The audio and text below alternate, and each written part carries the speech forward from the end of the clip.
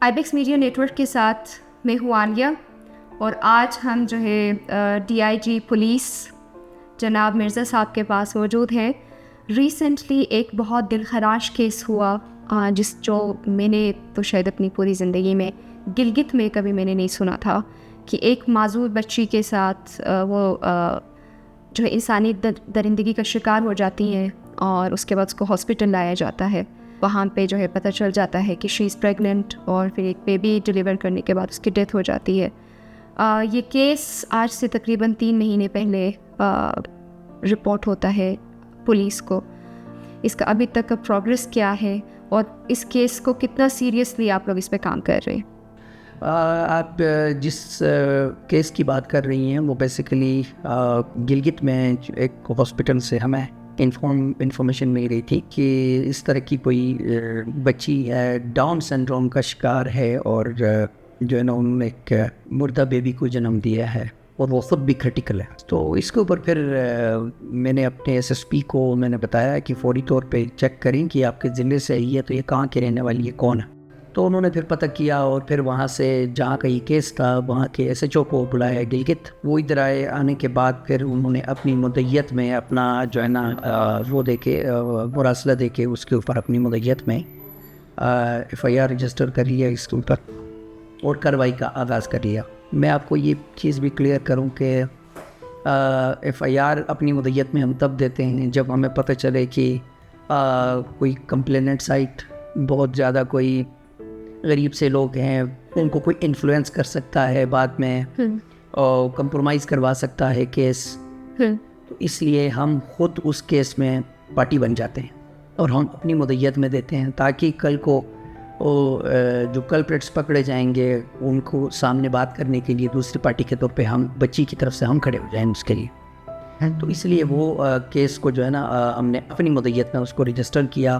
پھر ہمیں پتہ چلا کہ وہ چھوٹے بیبی کو لے جا کے انہوں نے دفنایا تھا۔ پھر میجسٹریٹ سے دوبارہ ہم نے اس کو باڈی ایگزیوم کروا دی، قبر کشائی کروائی، پھر ان کے ڈی این اے سیمپلز لے لیے، کیونکہ جو اس طرح کے کیسز ہوتے ہیں اس میں ہمارے پاس سب سے امپورٹنٹ چیز ہوتی ہے وہ واقعاتی شہادت، سرکمسٹیشنل جو ایویڈنسز ہوتے ہیں، اور فورینزک رپورٹس وغیرہ جو ہمارے پاس بعد میں آتی ہے، ڈی این اے ٹیسٹس ہوتے ہیں، اس میں یہ بڑی اہمیت کی عامل ہوتی ہے۔ تو فوری طور پہ ہم نے سیمپل لے لیا قبر کشائی کر کے، اور اس سیمپل کے ساتھ پھر ہم لوگوں نے کام شروع کر دیا، اور جتنے لوگ ان کی فیملی سے مل کے اور ادروائز بھی اپنے تفتیش کی ٹیکنیک سے استعمال کرتے ہوئے ہم لوگوں نے کچھ 6 بندوں پہ مشتمل کوئی سسپیکٹس کی لسٹ تیار کی۔ ان 6 کے 6 لوگوں کے سیمپلز لے لیے ہم نے، اور پھر اس بچی کا جو سیمپل ہم نے لیا تھا اس کے ساتھ لیبارٹری بھجوائی، کیونکہ forensic size laboratory Gilgit Baltistan میں کوئی بھی نہیں ہے۔ ہمیں ڈی این اے کے لیے لاہور جانا پڑتا ہے۔ وہ سیمپلز لے کے ہم گئے لاہور، وہ سبمٹ کیے۔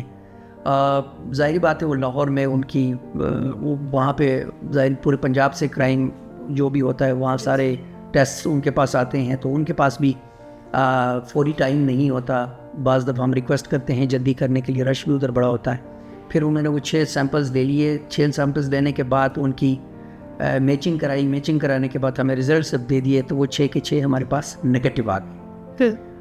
نگیٹو سے میرا مراد یہ ہے کہ وہ میچ نہیں کر لیا انہوں نے۔ پھر ظاہری بات ہے جب یہ پروسیس لاہور میں چل رہا تھا میچنگ کا، تو اس دوران ہم نے تفتیش کو مزید آگے بڑھایا، اور کوئی 3 بندے ہمارے پاس اور سسپیکٹس کی ہم لوگوں نے ان کو انسرکل کیا ہوا تھا۔ پھر ان 3 بندوں کا جو ہے نا ہم نے سیمپلز لے کے وہ دوبارہ ہم نے پچھوائے ہیں، جو کہ اس وقت وہاں پہ پروسیس میں چل رہے ہیں۔ کیونکہ اس کیس میں سب سے امپورٹنٹ چیز ہمارے پاس جو اس وقت ہے وہ ہے اس ڈی این اے، کیونکہ اس جو بیبی ہے اس بیبی کے ساتھ ظاہری بات ہے جس بندے نے بھی اس بچی کے ساتھ یہ حرکت کی ہے اور اس کی کلیئر میچنگ ہو جائے گی تھرو ڈی این اے۔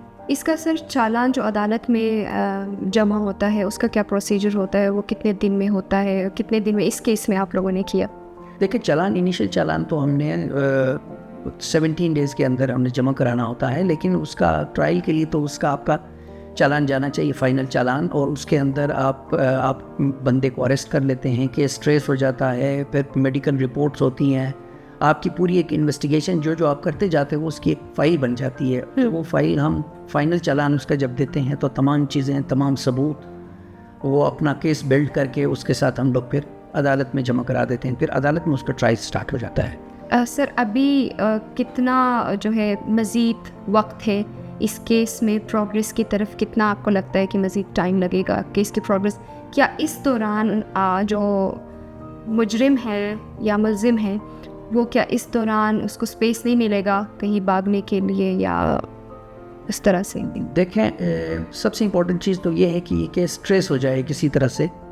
ٹریس ہونے کے بعد تو خیر کسی کو پکڑنا وہ انشاءاللہ اتنا مشکل کام نہیں ہوگا ہمارے لیے.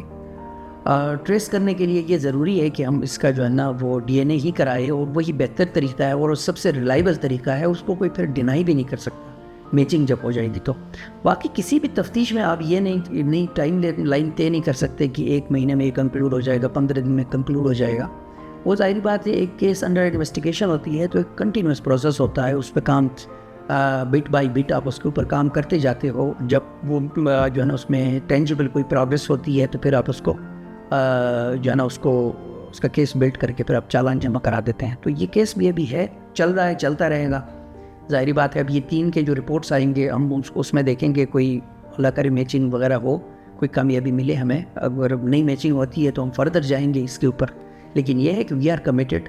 یہ کیس جو ہے نا شروع دن سے جو ہے نا ہم نے اس کو بڑا سیریس لیا ہوا ہے. یہ ایک بہت لینیس قسم کا کرائم ہے.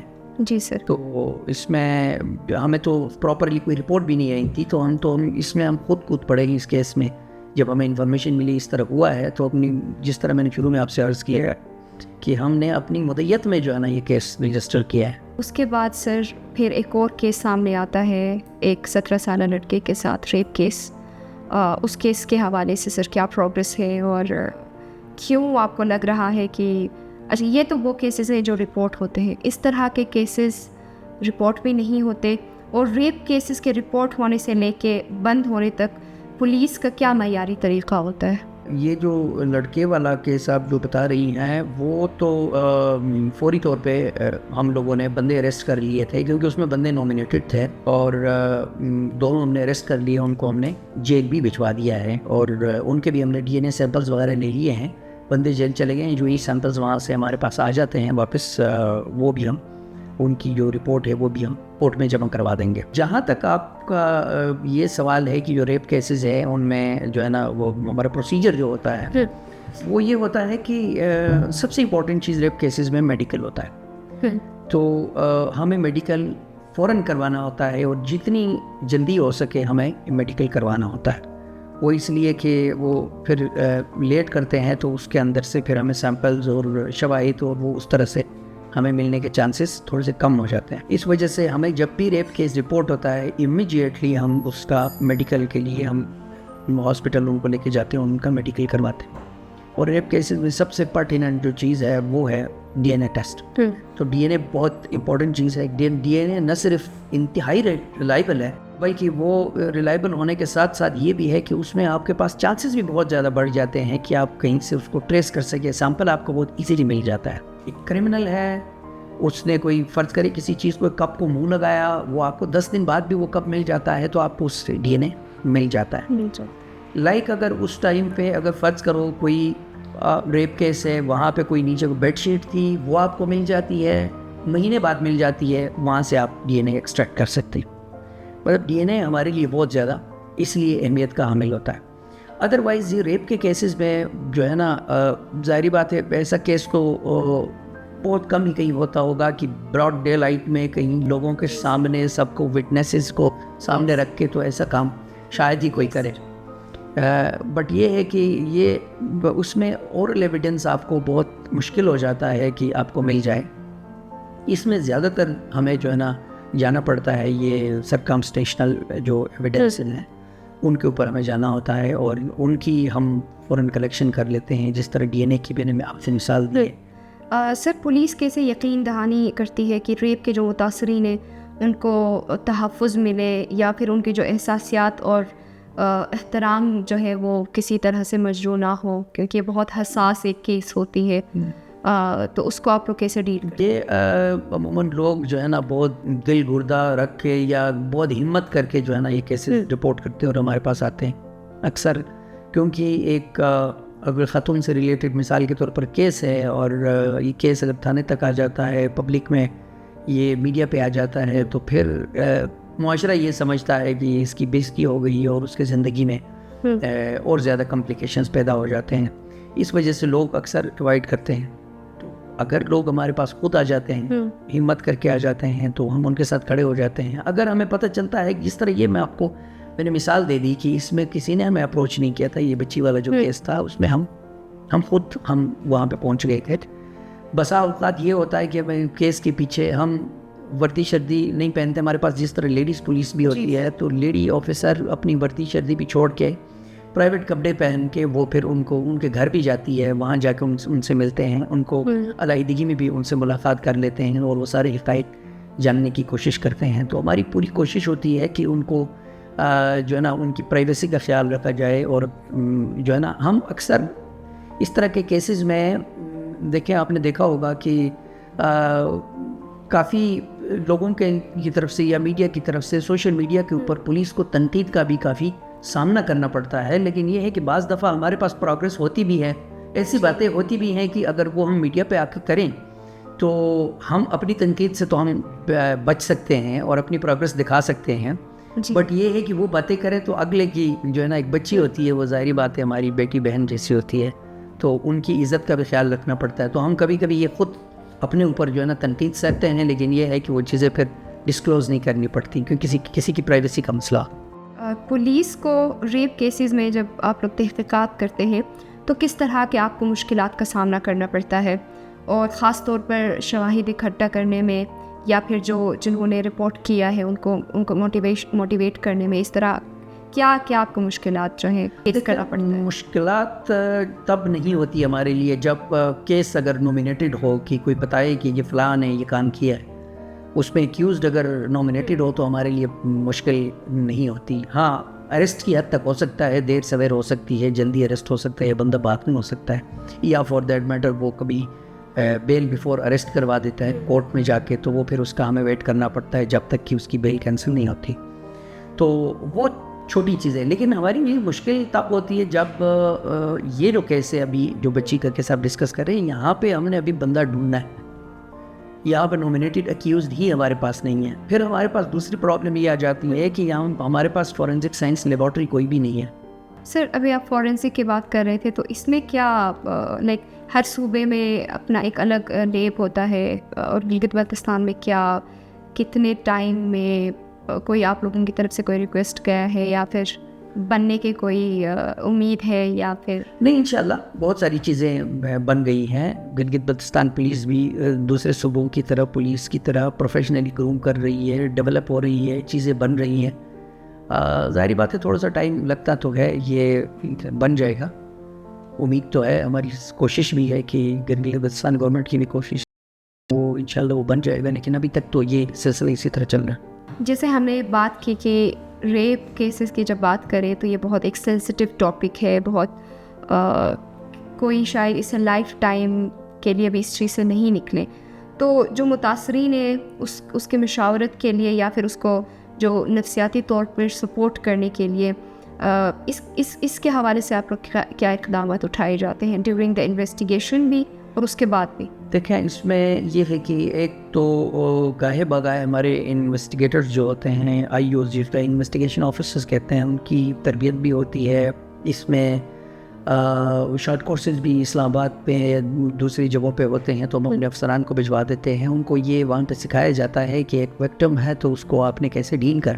تو یہ اتنا آسان نہیں ہوتا. ایک آدمی ایک ٹراما سے گزر رہا ہے, خاتون ایک ٹراما سے گزر رہی ہے, بچہ ہے ٹراما سے گزر چکا ہے وہ, اور اس کو ہینڈل کرنا, وہ ظاہری بات ہے اس کی مینٹل کیفیت, وہ ساری چیزیں ان کو ملحوظ خاطر رکھتے ہوئے آپ نے اپنی انویسٹیگیشن کرنی ہے یا ان کو ڈیل کرنا.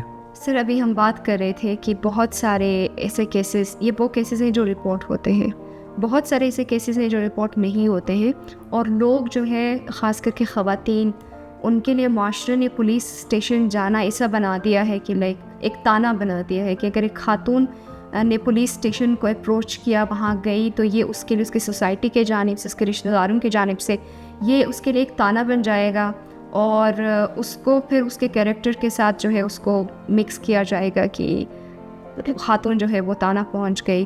تو کیا آپ کا میسیج میں کہوں گی کہ کیا میسیج ہوگا، یا پھر کیونکہ یہ جو ادارہ ہے، پولیس جو ادارہ ہے، یہ ہمارے تحفظ کے لیے ہے.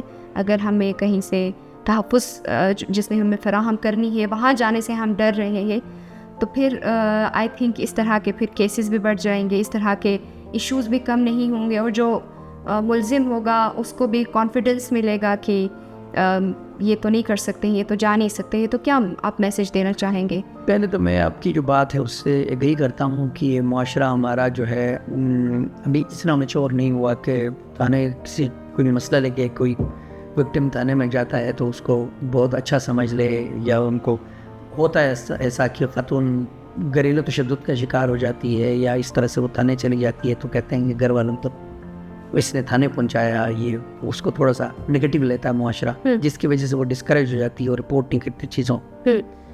تو ہمارے پاس یہ ہے کہ الحمدللہ جب سے یہ خواتین سٹاف ہمارے پاس آ گیا ہے، ہمارے پاس سینئر آفیسر بھی ہیں خواتین اور ایک پورا عملہ ہے تھانے کا، تو ہمارے پاس ہمیں اگر صرف لوگ کسی طرح ہمارے نالج میں ڈالیں نا کہ یہ مسئلہ اس طرح کہیں ہوا ہے تو ہم خود ان کو اپروچ کرتے ہیں. جس طرح میں نے مثال آپ کو دے دی ابھی کہ ہم وہ بغیر وردی میں، تاکہ آس پاس محلے کو پتہ بھی نہ چلے کہ کون جو ہے نا ان سے ملنے آیا ہوا ہے، ہم بغیر وردی میں بھی جا کے ان کو اپروچ کر لیتے ہیں اور ان سے مل لیتے ہیں اور ان کا مسئلہ سنتے ہیں اور اس کو حل کرنے کی کوشش کرتے ہیں پوری. Thank you so much, sir, for your effort toward this case.